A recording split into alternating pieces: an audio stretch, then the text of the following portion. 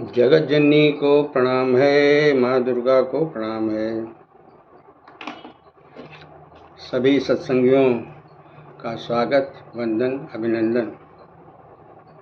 नवरात्रि की व्यस्तता के बाद कुछ अस्थायी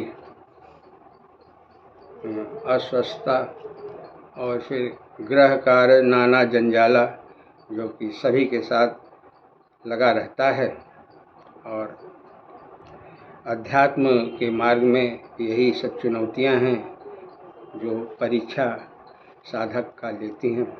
और इन सब को पार करते हुए आज जो है वो सौभाग्य मिला दोबारा सत्संग करने का, और गोपाल भट्ट गोस्वामी जी का चरित्र जो हम लोग अभी तक सुनते आए हैं उसी को आगे बढ़ाते हैं। ये चरित्र गौरदास जी महाराज ये वृंदावन के संत हैं।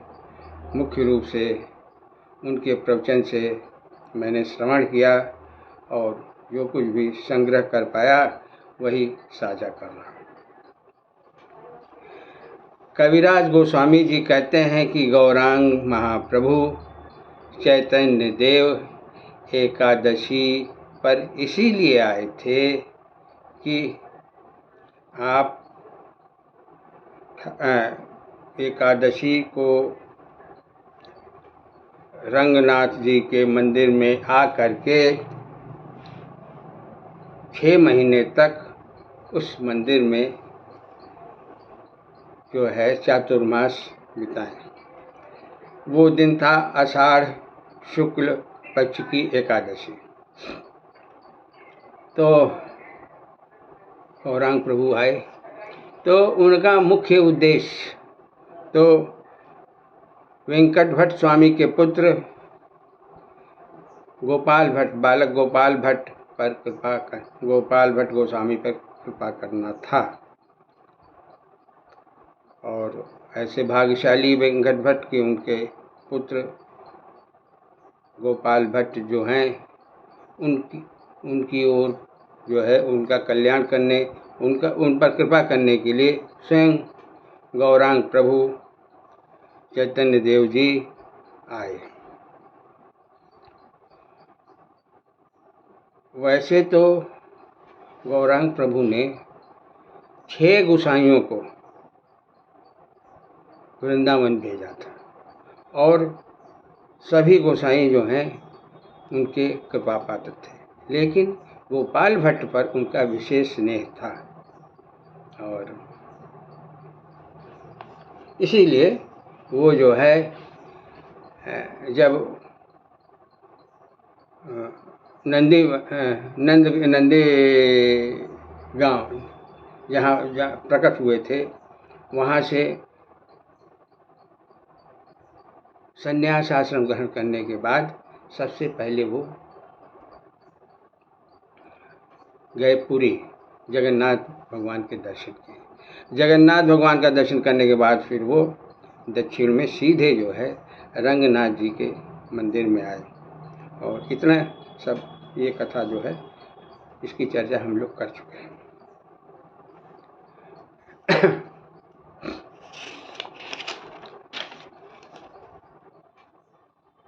और इनको जो उन्होंने चैतन्य महाप्रभु ने जो अपने गोसाइयों को वृंदावन भेजा था उसका मतलब उनको ये निर्देश दिया गया था, उनका उद्देश्य ये था, उसके पीछे भावना ये थी कि वे भगवान का संकीर्तन करके भक्तों में, लोगों में, साधकों में भगवान के प्रति प्रेम जागृत करें। यही मुख्य जो है गौरांग प्रभु का उद्देश्य था।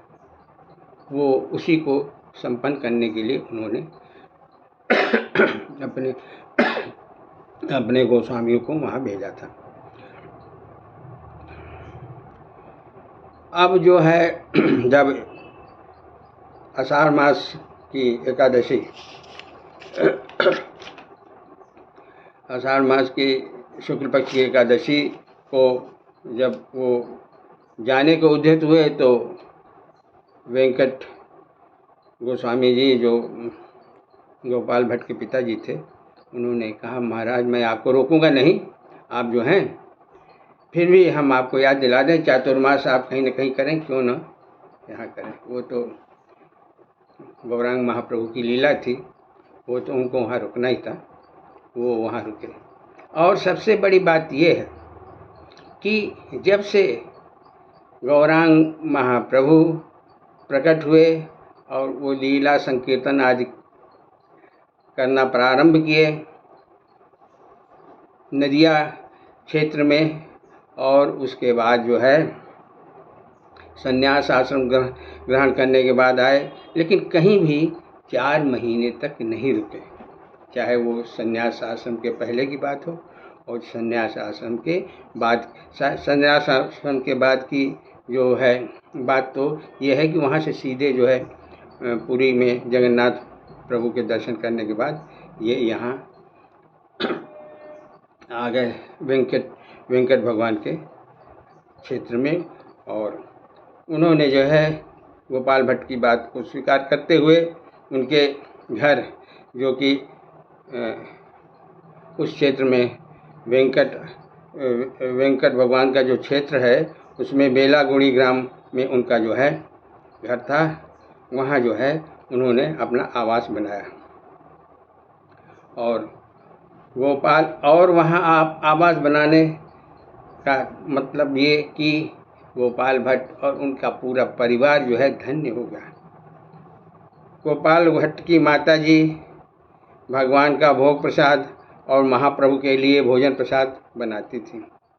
उस दिव्य कीर्तन सत्संग से उस समय के भाग्यशाली जन निहाल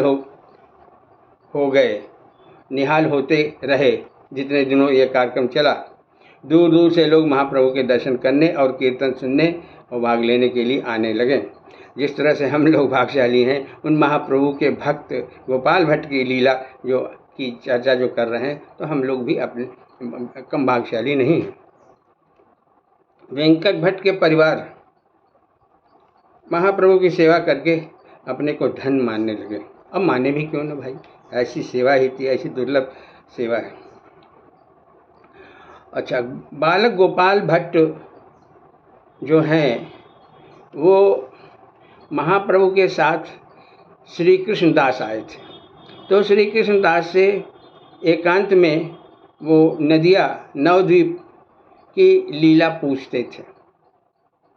तो श्री कृष्णदास जी जहाँ तक उन्हें मालूम था गोपाल भट्ट को बताते गए कि महाप्रभु का ऐसे प्राकट्य हुआ, ऐसे बाल लीला की, ऐसे नित्यानंद प्रभु जी के साथ विहार करते थे, ऐसे नगर कीर्तन करते थे, ऐसे काजी उद्धार किया। और 24 वर्ष की अवस्था में संन्यास लेकर महाप्रभु पुरी आए और पुरी के बाद जो है दक्षिण यात्रा पर आ गए। बालक गोपाल ये सब सुनने के बाद ये सोचकर विचलित हो गए कि अरे संन्यास, महाप्रभु का संन्यास स्वरूप तो मैं देख रहा हूँ, देखने को मिल गया, क्या मुझे वो बाल स्वरूप नहीं देखने को मिलेगा? वो यही सोच के विचलित और दुखी होते थे कि महाप्रभु के बाल लीला के दर्शन क्यों नहीं अभी तक हुए।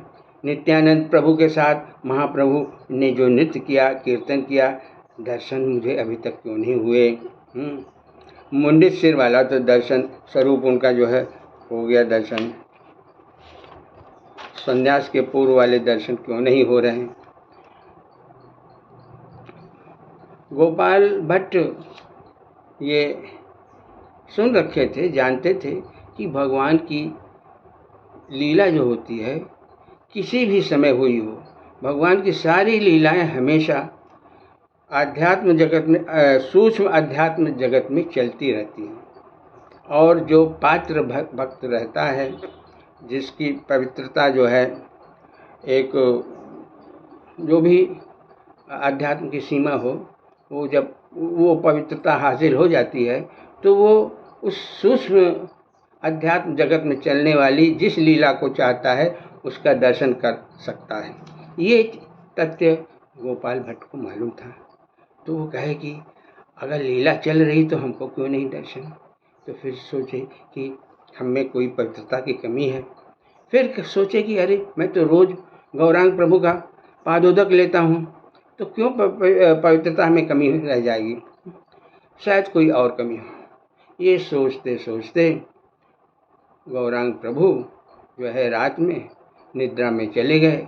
और निद्रा में जाने के बाद जैसे कोई फिल्म चलती है 3 घंटे की, किसी के चरित्र का बचपन से लेकर लंबी उम्र तक का जो है 3 घंटे में दिखाया जाता है, वो जो है उस चलचित्र की भांति निद्रा में ही जो है बाल भट्ट जी ने सारी लीलाओं के दर्शन किए।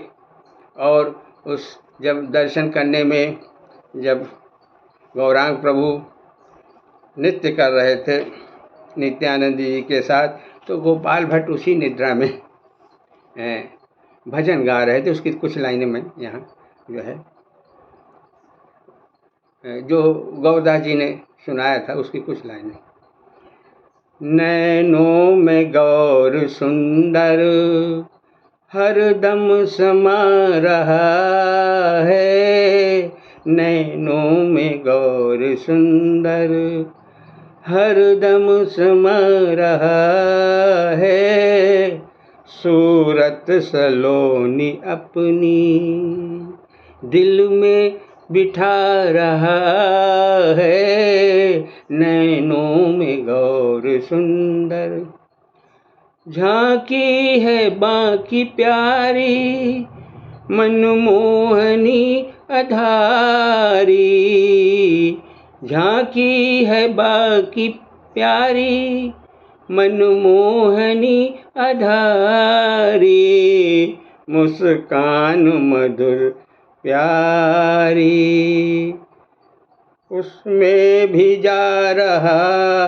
है, मुस्कान मधुर प्यारी जी को लुभा रहा है, नैनों में गौर सुंदर हरदम समा रहा है, घुंघराले बाल काले कटी पर झुके निराले, घुंघराले बाल काले कटी पर झुके निराले, हरि बोल भुज उठा के नच नच के गा रहा है, हरि बोल भुज उठा के नच नच के गा रहा है, हरि